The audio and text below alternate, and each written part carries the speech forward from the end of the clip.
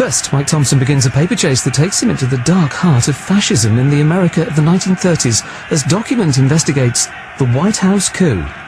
On the 21st of November 1934, the following rather chilling article appeared in the New York Times. It concerns the discovery of a planned coup that could have altered the course of American history.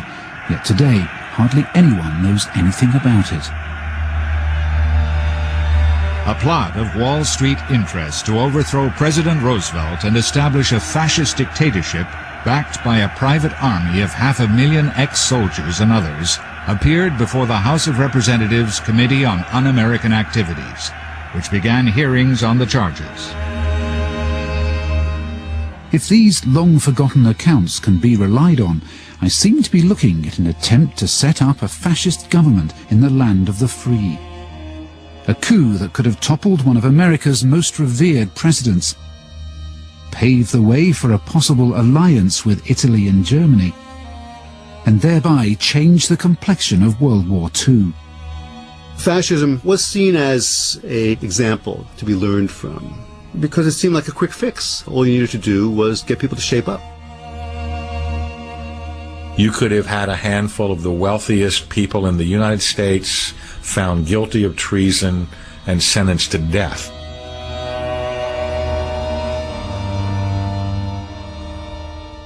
But just what was this plot? Who were the Wall Street interests?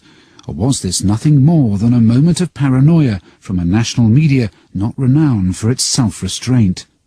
Well, the answers to some of these questions may have to wait until I can get my hands on the bulk of the evidence, documents detailing evidence heard behind closed doors by a congressional committee. But I already have the official statement released by that committee when it reported back to Congress. Its members clearly had no doubt that a fascist coup was in the offing. In the last few weeks of the committee's official life, it received evidence showing that certain persons had made an attempt to establish a fascist organization in this country. There is no question that these attempts were discussed, were planned, and might have been placed in execution when and if the financial backers deemed it expedient. So such a plot, backed by powerful people, was waiting in the wings. That much is very clear. But how did it come to this? Well, it all happened during one of the bleakest moments in US history. They used to tell me I was building a dream. The America of 1933 was in the teeth of the Great Depression, a time of extreme poverty, desperation, and the barren plains of the grapes of wrath. Brother, can you spare a dime? I see millions of families trying to live on income so meager that the pall of family disaster hangs over them day by day. Once I built a tower, now it's done. Brother, can you spare a dime? The Great Depression is not called the Great Depression in this country by accident.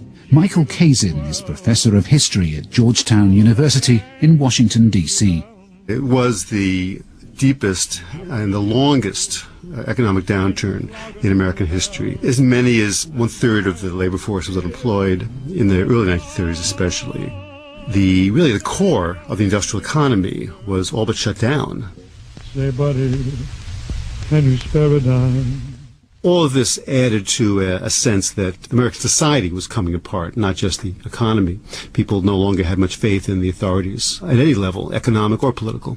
Yet the image of those days we've been left with is not social unrest, fascism and treasonous plots, but one of dignified suffering and resilient faith in the American dream.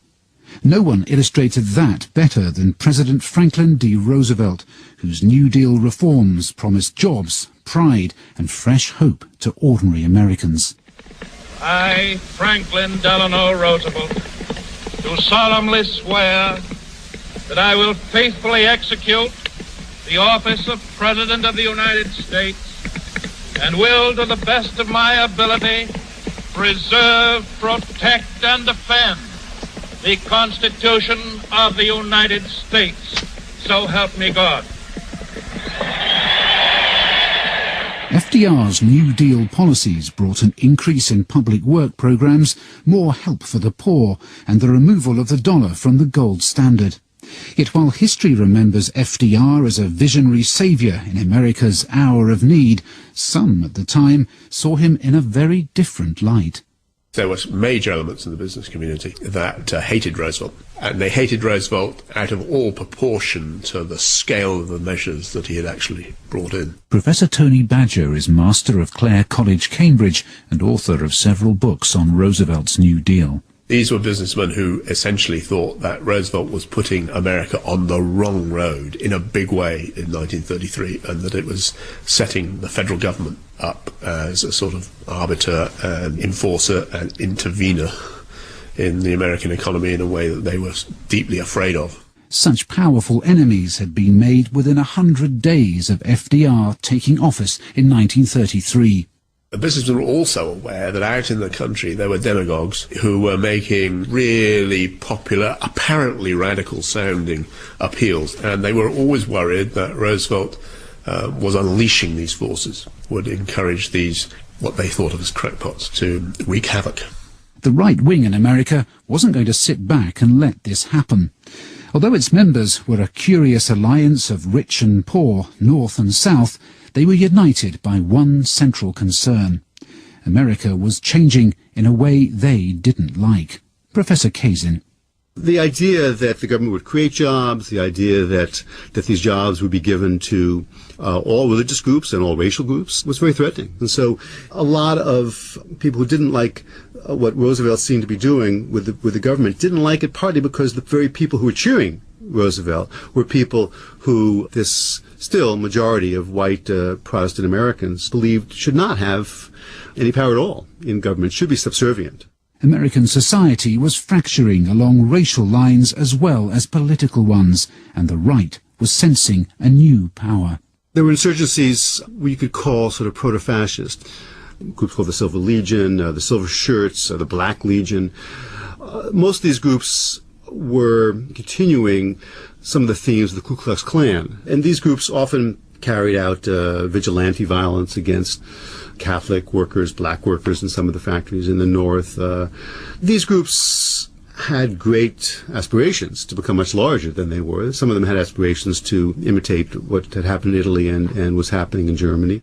It's into this world that the plot to overthrow FDR was born.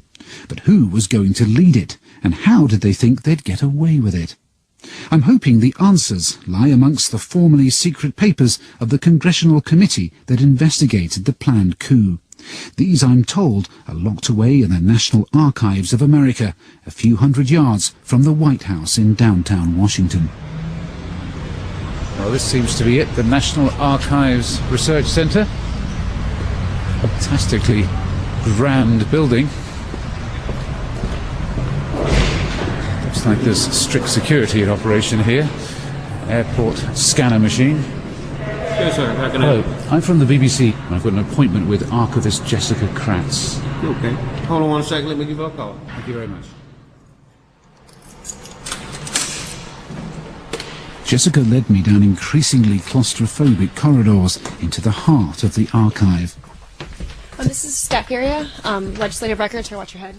The documents I'm after are from a committee known as the McCormack-Dickstein Committee, after the two men who chaired it. So here are the papers, the official committee papers. They're kind of organized by, this file code here, HR 73A-F. And Special Committee on Un-American Activities on Nazi Propaganda. It was established to investigate the activities of fascist sympathizers in the US in the early years of Roosevelt's presidency. It's a very small amount.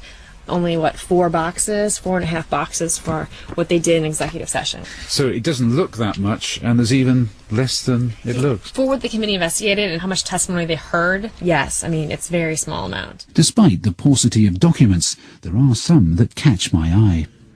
Starts with some interesting disputes between the General and the committee. The Chairman, General, you are a retired Commandant of the Marine Corps. The most important testimony in these records is from a senior commander of the US Marines, Major General Smedley Butler.